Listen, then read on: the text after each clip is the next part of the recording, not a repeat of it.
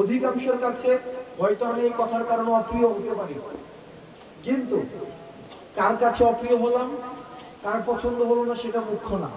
মুখ্য হচ্ছে আমার ইসলাম আমাকে কি বলে, আমার দ্বীন আমাকে কি শিক্ষা দেয়। সেটা যদি অপছন্দেরও হয় সেটাই আমাদেরকে বলতে হবে। আমি যেহেতু এই গ্রামে ছিলাম, এই গ্রামের সাথে আমার সম্পৃক্ততা রয়েছে। এই গ্রামে এক ধরনের অর্থনৈতিক বিনিময় প্রচলিত রয়েছে, যেটাকে আপনারা নাম দেন পত্তন। এটাকে আপনারা যে নামেই ডাকেন না কেন, এটা সরাসরি সুদ। আমার পরিবার সহ আশেপাশে অনেকে আছে এই ধরনের বিষয়ের সাথে সম্পৃক্ত ছিল, কিন্তু আমরা যখন বুঝেছি, আমরা যখন পড়াশোনা করে জেনেছি, আমরা যখন আলেমদের থেকে পরামর্শ নিয়েছি, বিশ্বাস করে যেই দিন থেকে আমরা এই পথ থেকে ফিরে এসেছি, বরং সচ্ছলতা আরো বেশি প্রশস্ত হয়েছে। কসম করে বলছি, আপনারা জানেন আমার বাবার অর্থনৈতিক অবস্থা, আমার দাদাদের অর্থনৈতিক অবস্থা।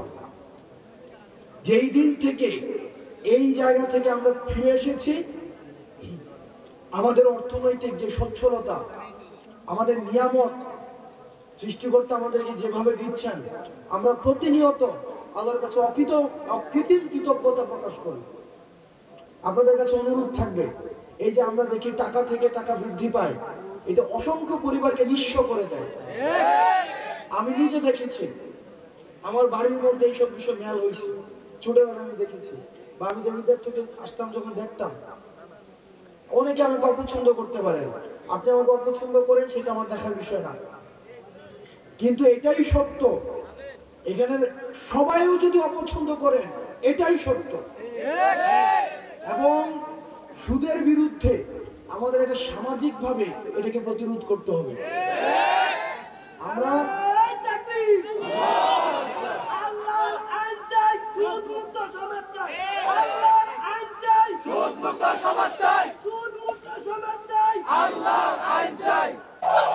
আপনাদের কাছে অনুরোধ থাকবে, আপনারা সুদকে বন্ধ করে দেন।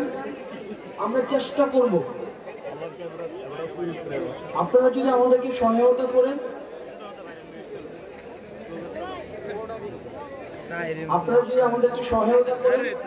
আমরা আমার জায়গা থেকে চেষ্টা করব সামাজিক যে ঋণকে সহজলভ্য করা, সামাজিক ঋণ প্রদানকে সহজলভ্য করা। আপনাদের কাছে মনে হতে পারে যে এটা তো একটা মাহফিল, ইসলাম তো পূর্ণাঙ্গ দিন ব্যবস্থা। ইসলাম আমার দুনিয়া নিয়েও কথা বলে, দুনিয়া পরবর্তী বিষয় নিয়েও কথা বলে। আমাদের দুইটারই সমন্বয় ঘটাতে হবে।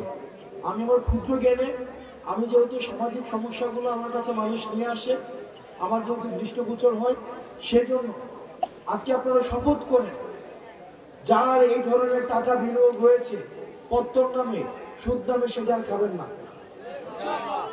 আমরা ঋণকে সহজ করে দেব।